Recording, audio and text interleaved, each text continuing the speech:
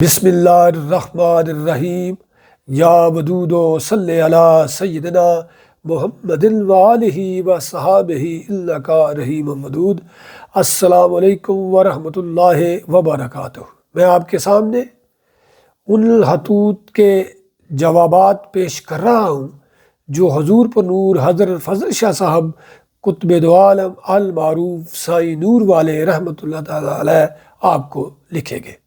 یہ مکتوبات حضرت نواز رومانی صاحب فاضلی قادری نور والے آپ کی کتاب اخص الحواس سے لیے گئے۔ پڑھنے میں اور بیان کرنے میں اگر کوئی بھول ہو جائے تو میں اس کے لیے پیشگی معافی چاہتا ہوں۔ مرشد من فضل شاہ فاضلی قطب دو عالم بود کامل ولی، مست و رقصاں تیری چوکھٹ پہ فقیر آتے ہیں، نور والے تیری الفت کے اسیر آتے ہیں۔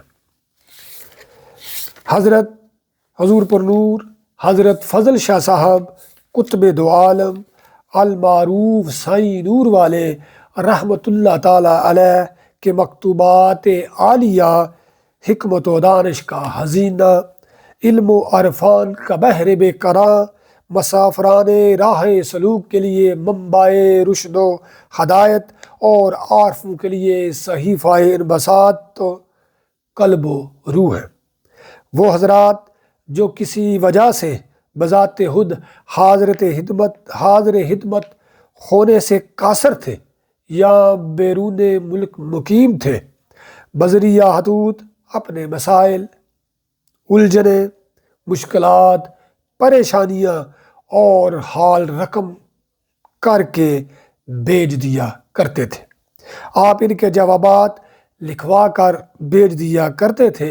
بے شمار خطوط میں سے چند ایک مکتوبات درج ذیل ہیں جن میں نہ صرف فلاح و حکمت کے جواہر پنہاں ہیں بلکہ ان کی روشنی میں عمل پیرا ہونے سے مصائب و الام سے چھٹکارا مل جاتا ہے اور راہ ہدایت پر گامزن ہونا بھی سہل ہو جاتا ہے۔ 10واں مکتوب 6 جولائی 1966، اللہ کے پیارے محمد عبدالحمید صاحب، السلام علیکم ورحمۃ اللہ وبرکاتہ۔ جو بزرگان دین جس صاحب کے لیے دعا کرتے ہیں خیر و برکت کی دعا کرتے ہیں، اور جو عند اللہ بہتر ہو، اس کی بارگاہ ازدی میں قبولیت کی دعا کرتے ہیں۔ اللہ تعالیٰ کے محبوب صلی اللہ علیہ وآلہ وسلم کی چاہت میں اللہ تعالیٰ کی رضا و خوشنودی پنہاں ہے۔ اللہ تعالیٰ کے محبوب صلی اللہ علیہ وآلہ وسلم اپنی خواہشات کے تحت نطق نہیں فرماتے، اس لیے وہ وہی چاہتے ہیں جو اللہ تعالیٰ چاہتے ہیں۔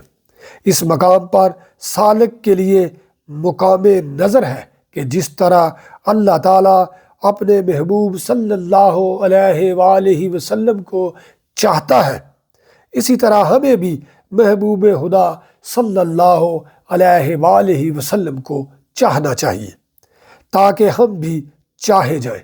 لیکن یہ بات دھیان میں رہے کہ اللہ تعالیٰ نے اپنے محبوب صلی اللہ علیہ وآلہ وسلم کے لیے جو چاہا، محبوب صلی اللہ علیہ وآلہ وسلم اسی پر راضی بر رضا رہے، اور اولیاء امت کو یہی حال محبوب صلی اللہ علیہ وآلہ وسلم سے عطا کرنا ہوتا ہے۔ اس لیے حال ان کا حال ہے، مستقبل ان کا قرآن کریم ہے، اور ماضی ان کا شاہد ہے۔ لیکن غیر کا گھر ماضی ہے اور عارف و شاہد ماضی ہے۔ اس کی شہادت یوں پیش کی جا سکتی ہے کہ جس طرح حضرت ابراہیم علیہ السلام خلیل اللہ کے سامنے 2 رخ حال پر موجود تھے، ایک نار کا، دوسرے نمرود کا۔ آپ نے نہ نار کو دیکھا نہ نمرود کو دیکھا۔ جب خلیل اللہ علیہ السلام نے نار کو گلزار دیکھا تو اللہ تعالیٰ کی طرف سے نار کو حکم ہو گیا۔ اب ہمیں حال پر کس طرح رہنا چاہیے؟ دو رخ انسان کے گرد چکر لگاتے رہتے ہیں، ایک مخالف، دوسرا مطابق۔ مطابق کو بھی من جانب اللہ جاننا چاہیے اور مخالف کو بھی۔ جو انسان اس طرح رہے گا وہ اللہ تعالیٰ کے ہاں سچا ثابت ہوگا۔ سچے کے سامنے تمام ذاتی صورتیں مٹ جاتی ہیں، اور وہ سچا انسان وہی صورت اختیار کرتا ہے جو محبوب صلی اللہ علیہ وآلہ وسلم کی صورت ہوتی ہے۔ محبوب صلی اللہ علیہ وآلہ وسلم کی صورت مقبول ہے، اس لیے وہ انسان بھی عند اللہ مقبولوں کی صف میں شمار ہو جاتا ہے۔ پیارے، اللہ تعالیٰ سے پاک رہو، اور حلق خدا سے، غرض و غائز سے پاک رہو، اور اللہ تعالیٰ کے محبوب صلی اللہ علیہ وآلہ وسلم سے باوضو رہو۔ جو صاحب اللہ تعالیٰ سے پاک ہو جاتا ہے وہ سچا ہو جاتا ہے، اور جو صاحب محبوب خدا صلی اللہ علیہ وآلہ وسلم سے باوضو ہو جاتا ہے وہ پکا ہو جاتا ہے اور منزہ ہو جاتا ہے۔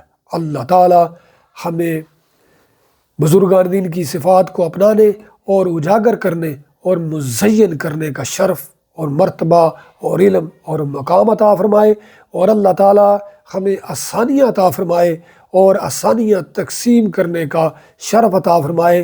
بزرگان دین کی دعا برکت کے ساتھ، نور والے، نور والے، نور والے۔